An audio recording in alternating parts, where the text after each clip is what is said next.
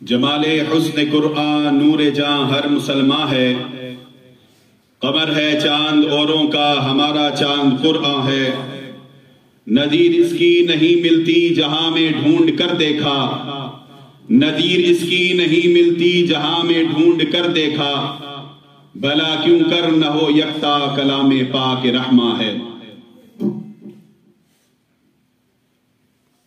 قرآن مجید اللہ رب العزت کی ایک عظیم کتاب ہے۔ اللہ رب العزت نے 4 آسمانی کتابیں نازل فرمائی، لیکن جو مقام اور جو مرتبہ اللہ رب العزت نے قرآن مجید کو عطا فرمایا وہ دوسری کسی آسمانی کتاب کو حاصل نہیں ہوا۔ اور ایسے ہی اللہ رب العزت نے باقی آسمانی کتابیں جن قوموں پر نازل فرمائی،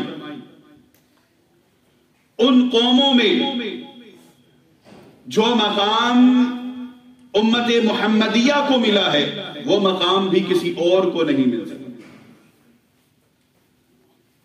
اور جتنے بھی انبیاء اور رسل اللہ رب العزت نے مبعوث فرمائے، ان انبیاء اور رسل میں سے جو مقام اللہ کے نبی صلی اللہ علیہ وسلم کو حاصل ہے وہ کسی کو بھی حاصل نہیں۔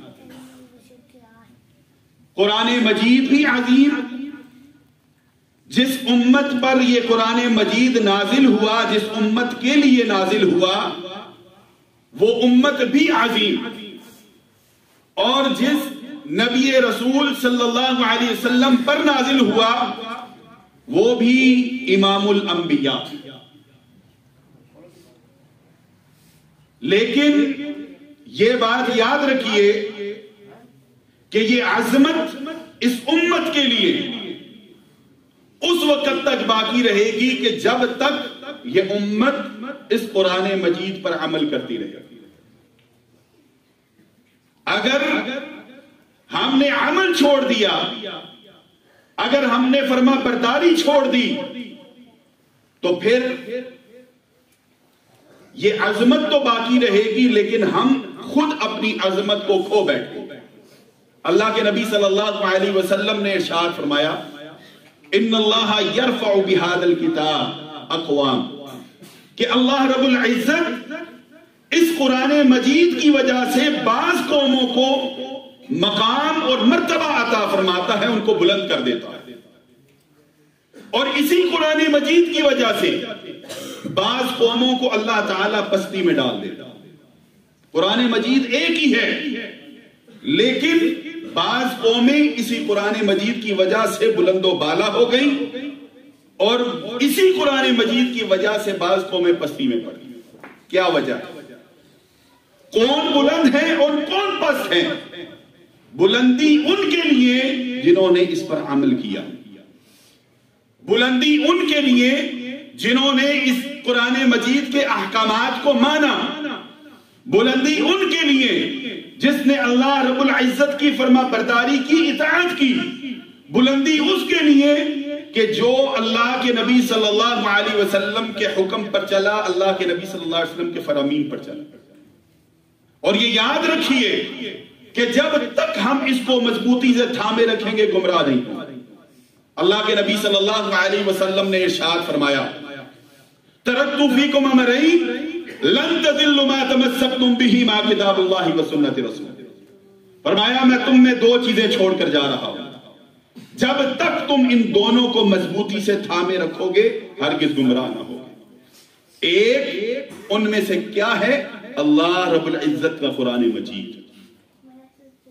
یہ یاد رکھیے، حفظ کرنا، اس کو یاد کرنا ایک بہترین عمل ہے، اور یہ اتنا عظیم عمل ہے کہ ہر کسی کو نہیں حاصل۔ کتنے ہی بچے، کتنے ہی لوگ دنیا میں کوشش کرتے ہیں لیکن رہ جاتے ہیں۔ یہ اللہ کا فضل ہے کہ جو بچے قرآن مجید کو یاد کرتے ہیں اور اس کو حفظ کرتے ہیں، لیکن صرف حفظ کر لینا یہ کافی نہیں، یاد کر لینا یہ کافی نہیں۔